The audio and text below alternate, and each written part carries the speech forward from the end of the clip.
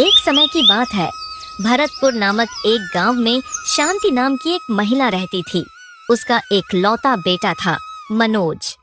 बचपन में पति को खो देने के बाद शांति ने मनोज को बहुत लाड प्यार से पाला।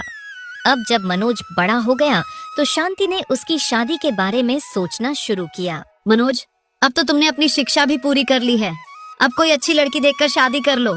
माँ, मुझे नहीं लगता कि इतनी जल्दी शादी करनी चाहिए। भले ही तुम नहीं चाहते, पर मैं तुम्हारी शादी देखना चाहती हूँ।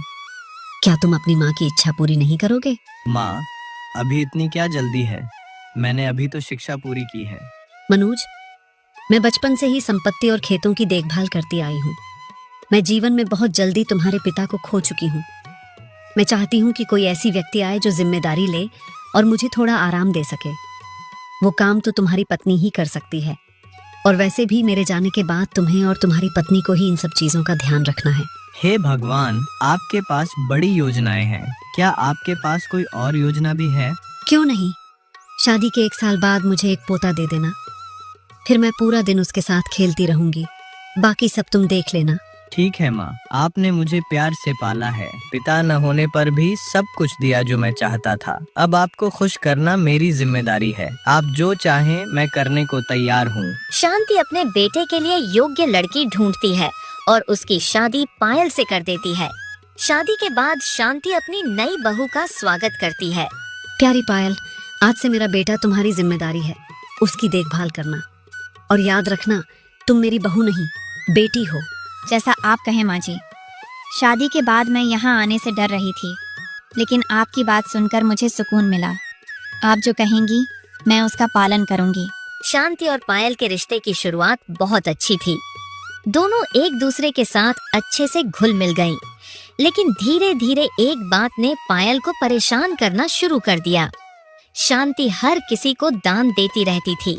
पायल, इस बार मनोज के जन्मदिन पर मैं कर्मचारियों को दान देने की योजना बना रही हूँ, और इस बार वो दान तुम्हारे हाथों से दिलवाऊंगी। बताओ, ठीक है ना? माँ जी, क्या मैं आपसे एक सवाल पूछ सकती हूँ? क्यों नहीं, पूछो बेटा। कोई संकोच मत रखो, तुम मेरी बेटी की तरह हो। मैंने देखा है कि आप जरूरत से ज्यादा लोगों को दान देती हैं। क्या आपको नहीं लगता कि यह भविष्य में हमारे लिए समस्या बन सकती है?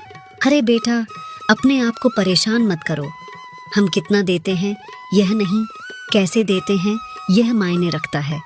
दान देने से संपत्ति कम नहीं होती, बढ़ती है, ऐसा शास्त्रों में लिखा है। ठीक है माँ जी, जैसा आप कहें। लेकिन पायल के मन में यह बात बैठ गई। उसे लगता था कि सास उसकी मेहनत की कमाई बर्बाद कर रही है। आखिर उसने अपने पति से बात की। सुनिए, मैं बहुत दिनों से आपसे कुछ कहना चाहती थी। माँ हाँ पायल, कहो क्या बात है? जी जिस तरह से दान करती हैं, मैं उससे बहुत परेशान हूँ। मैंने उनसे भी कहा, पर वो बदली नहीं।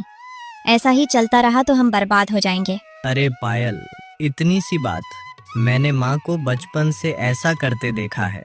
वो जो हमारी सेवा करते हैं उन्हें देती हैं। छोड़ दो इस बात को। लेकिन हमारे भविष्य का क्या? हमें भी तो पैसों की जरूरत होगी। चिंता मत करो, अगर माँ गलत होती तो अब तक हमारी हालत खराब हो चुकी होती, पर ऐसा नहीं है। हम तो दिन ब दिन बेहतर हो रहे हैं। कुछ दिनों तक पायल ने चुप्पी साधी, पर फिर एक दिन गुस्से में शांति से भिड़ गई। माँ जी, मुझे आपकी यह दान देने की आदत पसंद नहीं। बेहतर होगा आप अब से दान करना बंद कर दें।